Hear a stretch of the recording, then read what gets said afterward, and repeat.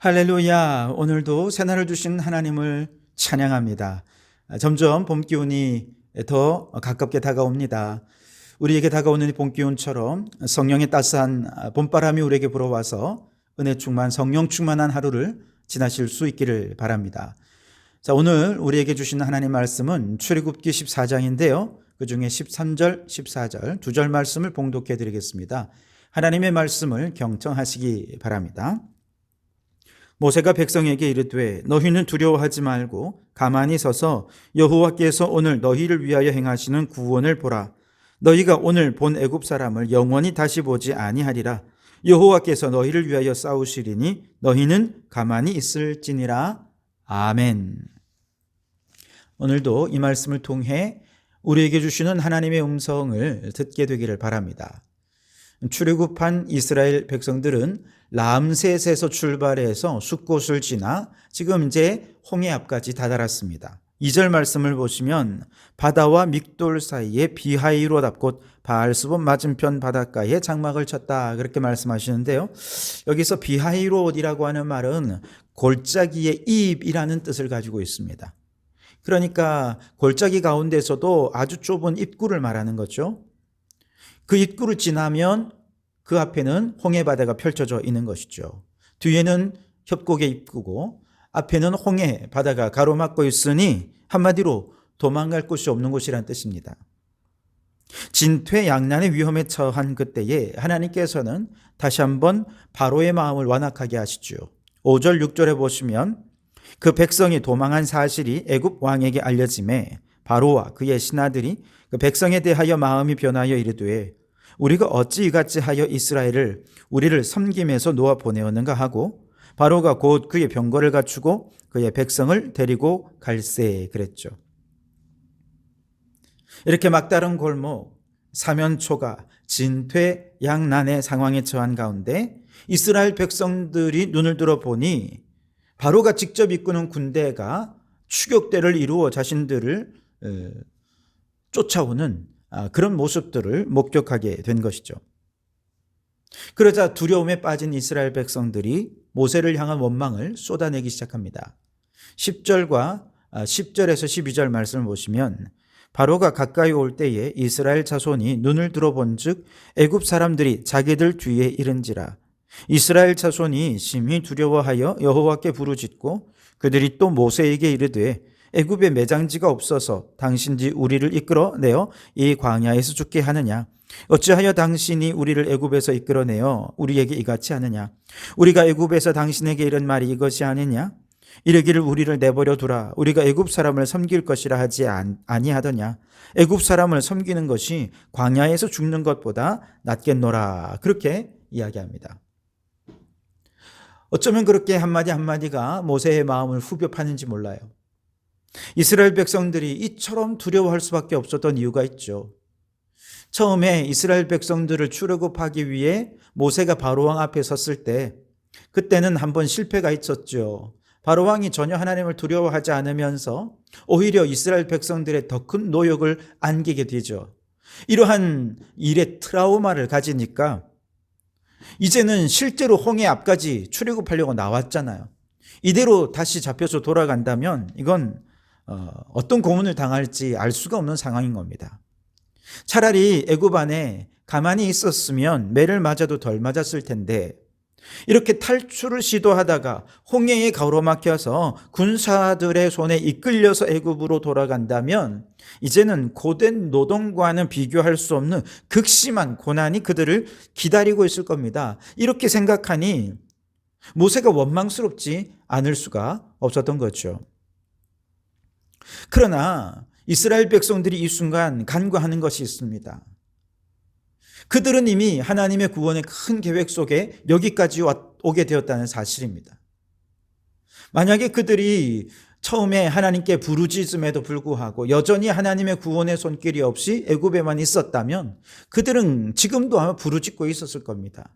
그런데 하나님이 그들을 구원하기로 작정하시고 모세를 보내시고 모세를 통해 10가지 재앙을 보내시고 결국 바로가 항복해서 바로가 그들이 나가는 것을 허락해서 여기까지 그들이 온 것 아닙니까?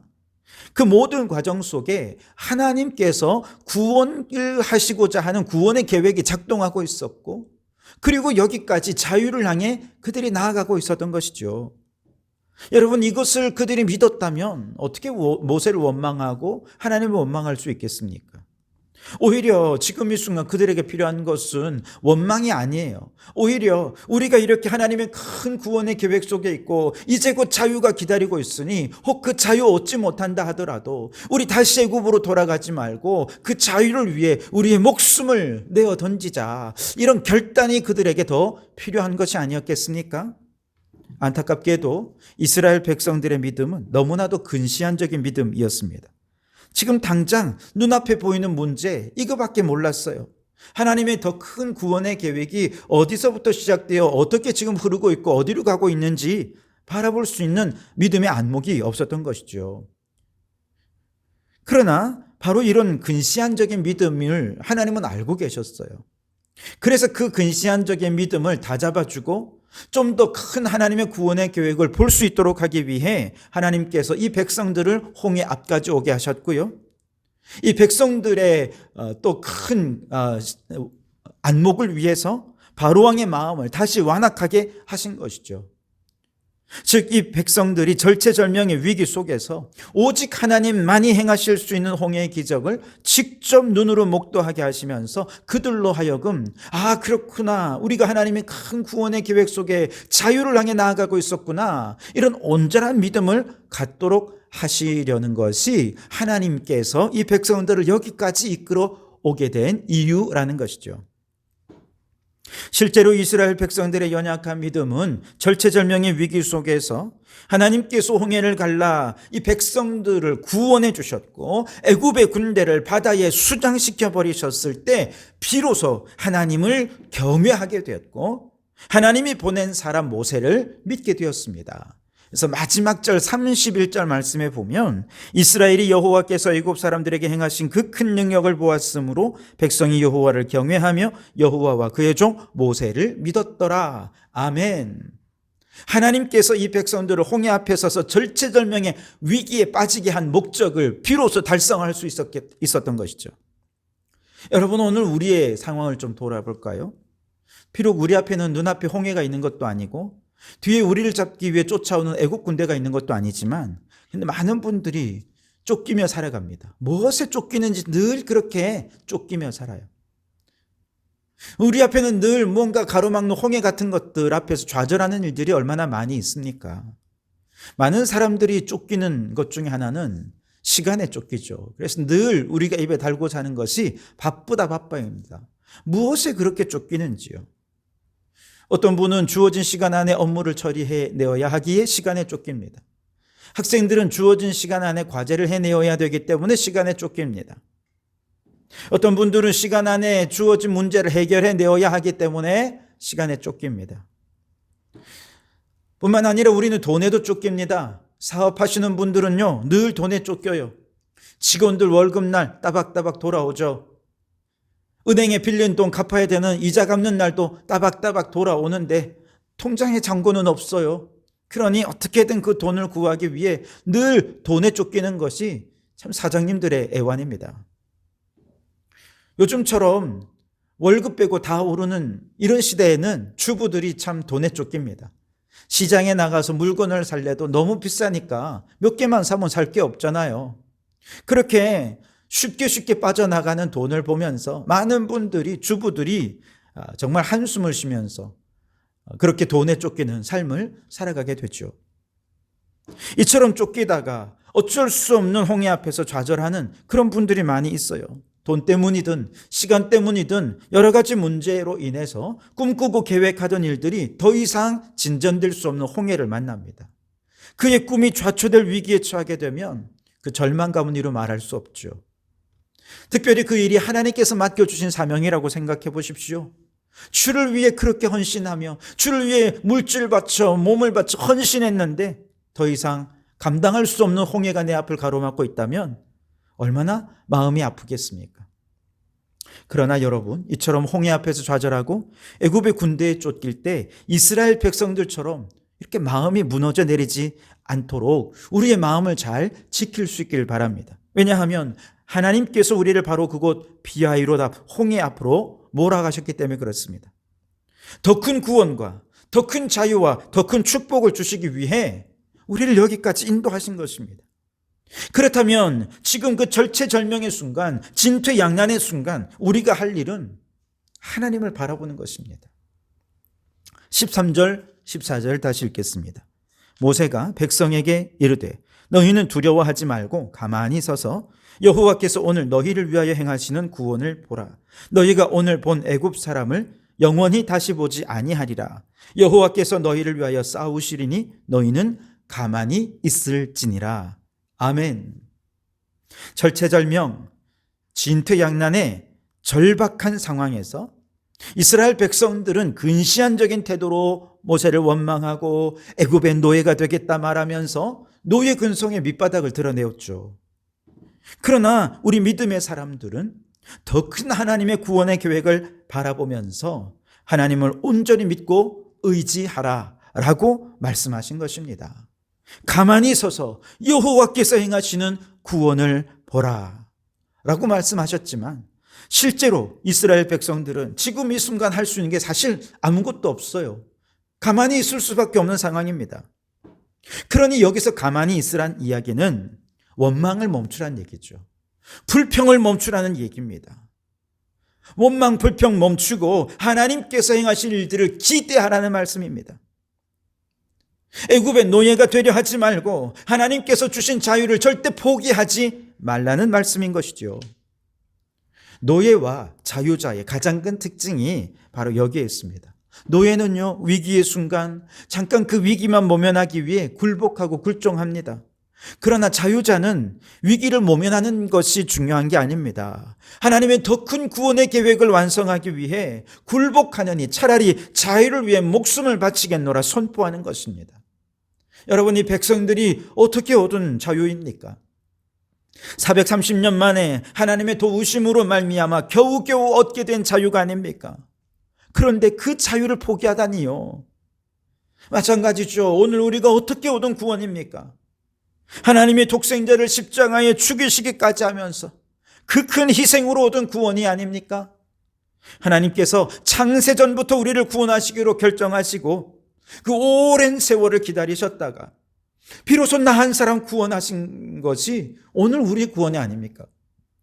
우리의 구원은 이스라엘의 430년과는 비교가 안 되는 역사를 지니고 있는 것이지요. 그렇게 힘들게 얻은 구원이고 자유인데 조금 힘들다고, 조금 문제가 있다고, 조금 내 앞에 감당할 수 없는 문제가 있다고 다시금 애굽으로 돌아간다고요? 다시금 죄악으로 돌아간다고요? 조금 마음에 상처가 있다고 신앙을 포기하고 다시 마귀의 종으로 돌아가겠다고요? 하나님이 얼마나 마음 아파하시겠습니까? 여러분, 노예가 되지 마시고 자유자가 되십시오. 예수님께서 십자가의 죽으심으로 얻은 자유요 해방입니다. 마귀의 종 노릇하고 죄의 종 노릇하면서 굴종적으로 살기보다 차라리 주님께서 내게 주신 그 자유를 지키기 위해 내 목숨을 걸겠다. 그렇게 결단하며 참 자유자로 살아갈 수 있기를 바랍니다. 이것이 가만히 서서 여호와께서 행하시는 구원을 보라라고 하는 말씀의 의미인 것입니다. 자, 이렇게 부르짖고 원망하고 불평하던 이스라엘 백성들 앞에서 모세가 너희는 가만히 서서 하나님이 행하시는 구원의 역사를 바라보라 선포하신 다음에 하나님께서 실제로 일하셔서 홍해가 갈라지고 애굽의 군대가 바다에 빠져 죽게 된 그 사건이 일어난 때가 언제냐? 먼저 21절에 보시면 모세가 바다 위로 손을 내밀매 여호와께서 큰 동풍이 밤새도록 바닷물을 물러가게 하시니 물이 갈라져 바다가 마른 땅이 된지라 그랬습니다. 하나님은 밤새도록 일하셨어요. 우리가 자고 있는 동안에도 하나님은 바다를 물러가게 하시고 문제를 해결해 주시고 홍해를 마르게 해 주셔서 우리가 이 홍해를 마른 땅같이 건너갈 수 있도록 해 주셨단 말입니다. 그리고 27절에 보시면 모세가 곧 손을 바다 위로 내밀매 새벽이 되어 바다의 힘이 회복된지라 애굽 사람들이 물을 거슬러 도망하나 여호와께서 애굽 사람들을 바다 가운데 엎으시니. 아멘. 이제 새벽이 되었습니다. 이스라엘 백성들이 다 건너고 하나님께서 다시금 역사하셔서 그 물이 그들을 엎어서 애굽의 군대를 바다에 수장시키고 이스라엘의 승리를 맛보게 된 것은 바로 새벽이었다는 것이죠. 여러분, 우리 하나님은 24시간 항상 일하시는 하나님이십니다. 졸지도 않으시고 주무시지도 아니하시는 하나님께서 밤새도록 우리가 좌절하고 절망하고 있는 홍해를 벽으로 갈라 세우시고 새벽에 우리를 구원해 주시는 하나님이신 줄 믿습니다. 우리가 잠자는 시간에 하나님은 우리의 구원을 위해, 우리의 자유를 위해 일하시고 역사하셔서 내가 감당할 수 없는, 도무지 감당할 수 없는 그 문제, 새벽이 되면 문제가 해결되게 하시고 대적들을 바다 가운데 엎어주시는 줄 믿습니다. 그러니 여러분, 오늘 이 새벽은 어제와는 전혀 다른 새날입니다. 어제까지는 절망스러웠더라도 밤새도록 하나님은 역사하셨습니다. 오늘 이 새벽에 우리가 기도할 때 어제의 절망은 오늘의 희망으로 변화되게 될 줄 믿습니다. 어제까지 불가능한 문제라도 밤새도록 하나님께서 일하셨어요. 그리고 이 새벽에 모든 불가능은 다시금 가능하게 되어질 줄 믿습니다.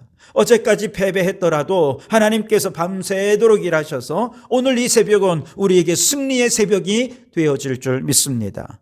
여러분, 오늘도 이렇게 새벽을 깨워 기도하는 여러분께서 오늘 하나님께서 행하시는 그 일들, 그 희망, 그 승리를 이 새벽에 바라보며 어제와는 전혀 다른 새로운 승리의 삶을 살아가는 성도들이 되시기를 주님의 이름으로 축원합니다.